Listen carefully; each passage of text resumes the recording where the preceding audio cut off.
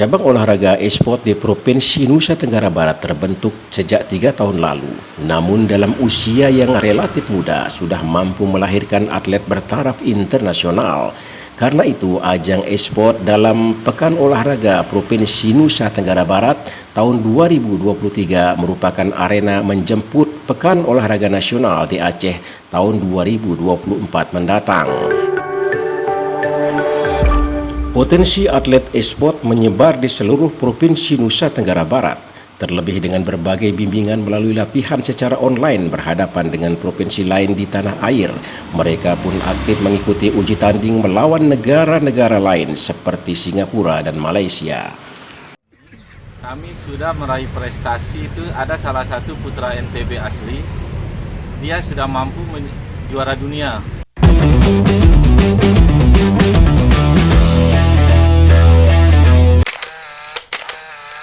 Kita lihat masih berkumpul-kumpul berputar bersama-sama. Di sini Moskovnya kuat sekali farming bro ya. Iya. Kuat sekali farming kita lihat. Global skin. Gila. Oh, kita lihat skor itemnya. Item dari Moskov sudah Hampir sudah full. Tinggal satu item lagi yang belum ini. Bagi sebagian orang, bermain game merupakan kegiatan yang menyenangkan, terlebih bagi anak-anak dan remaja yang sudah hidup di era digital. Keluangan waktu menjadi salah satu faktor yang ditunggu-tunggu untuk diisi dengan kegiatan ini sekaligus menyudahi kejenuhan. Berbagai platform digunakan seperti PC, laptop hingga ponsel sehingga menjadikan game sebagai konsumsi yang terus-menerus karena senantiasa diperbarui.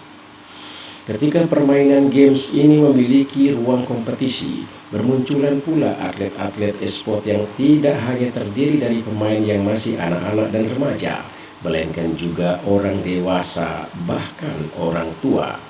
Game ini sudah menjadi ajang kompetisi resmi di dunia.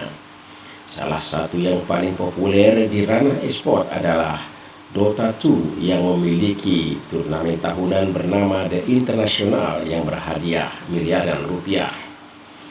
Terdapat pula ajang internasional seperti Asian Games dan Olimpiade. Sedangkan untuk tingkat provinsi, e-sport diperlombakan dalam Pekan Olahraga Provinsi Nusa Tenggara Barat yang diikuti oleh seluruh kabupaten dan kota. Jadi kita ini kebentuk di NTB ini serempak seluruh Indonesia, dulu masih 34 provinsi itu. Kita baru berdiri 3 tahun ini. 3 tahun.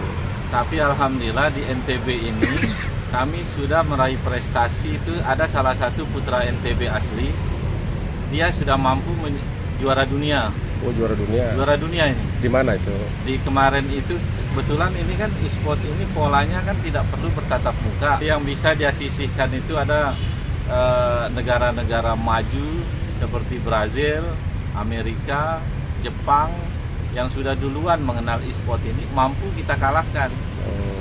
Nah, jadi kita ini sudah ada salah satu juara dunia. Dari mana dia? Aslinya Dasanagung. Jadi putra asli NTB. Jadi dia ini juga turun juga di sini untuk membela Kota Mataram. Jadi saingannya dia ini sudah cukup tersebar lah. Jadi potensi dari Bima, Dompu, Pulau Sumbawa terutama ini sudah bisa bersaing. Karena ya namanya juga atlet kan, turun naik prestasinya biasa lah. Namun satu hal dari pembinaan kita ini kan tetap kita lakukan sampai hari ini dengan cara karena ini juga tidak beda jauh dengan polarisasi PSSI. Bola itu sama per klub kita ini. Itu pola bimbingannya seperti apa? Pola bimbingannya itu tetap mereka lakukan latihan secara online berhadapan dengan beberapa provinsi-provinsi lain, bahkan mereka juga uji tanding dengan beberapa negara luar. Seperti Singapura, Malaysia yang sering mereka kerjakan. Jadi pembinaannya tetap mereka bertanding untuk mengasah kemampuannya itu sehari biasa 2 jam, 3 jam. Tetap mereka lakukan. Selain itu juga mereka intens juga mengikuti event-event online yang kadang dilaksanakan dari Provinsi Jakarta, Jatim, mereka tetap ikut ambil bagian dan alhamdulillah lah prestasi dari atlet-atlet kita di NTB ini cukup bagus. itu event dunia yang monumental yang bisa dikejar oleh para pelaku e-sport itu apa? Ada Jenjangnya. ya jenjangnya itu seperti apa? Jenjangnya itu pertama ya kita melakukan ada Porda di masing-masing daerah. Ya tentunya tingkat provinsi ya Porprov, setelah Porprov PON, setelah PON SEA Games, baru Asian Games, terus Olimpiade. Berarti jelas ya? Jelas arahnya. Jadi ini berangkat dari hobi tapi bisa menghasilkan prestasi dan hasil akhirnya itu finansial.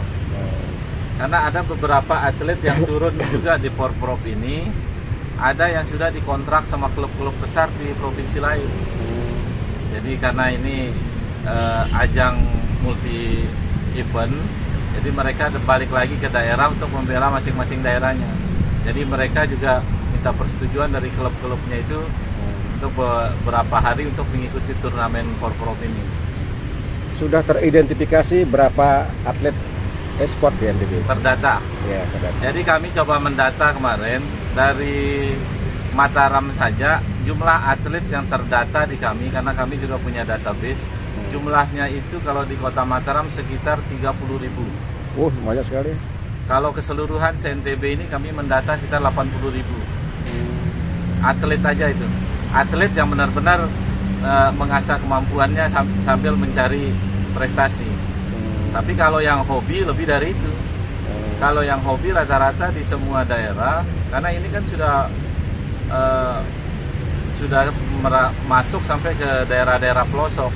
Malahan ada beberapa atlet, khususnya dari Pulau Sumbawa, mereka lebih senang latihan di tengah sawah. Iya, karena yang penting punya jaringan internet. Karena tingkat ketenangan, chemistry-nya di sana bisa ketemu pemain timnya ini. Iya, iya. Jadi ada juga yang perlu kita sampaikan juga terkait masalah dengan keberadaan kami juga negara muncul melegalkan organisasi e-sport ini di tengah-tengah masyarakat. Ini sebenarnya benar-benar untuk melakukan sesuatu hal yang baik terhadap generasi-generasi muda. Bayangkan kayak dulu sebelum adanya organisasi seperti ini mereka main asal-asal main sampai 8 jam, 10 jam sehari. Tapi dengan adanya organisasi ini, kami mengatur regulasi-regulasi ini.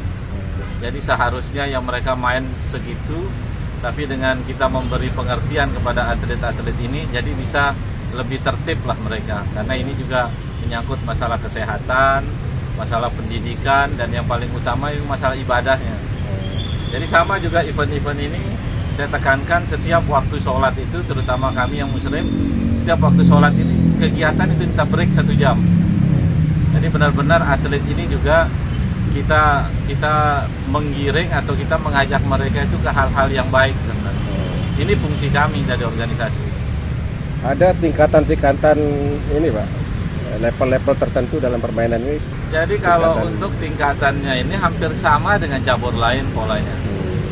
Ada yang kelas pemula ya tentunya dari pelajar, ada yang kelas mahasiswa dan ada yang umum. Dengan permainan berbeda maksudnya? Dengan permainan yang berbeda. Dengan permainan yang berbeda. Kebetulan hari ini kita di Porprov ini kan ada 4 nomor yang kita pertandingkan. Jadi ada yang familiar dan ini juga nomor-nomor yang diturunkan di PON. Jadi kita mengacu dari aturan PON itu, apa-apa saja nomor yang dipertandingkan ya tentunya kita juga meng-copy paste dari sana.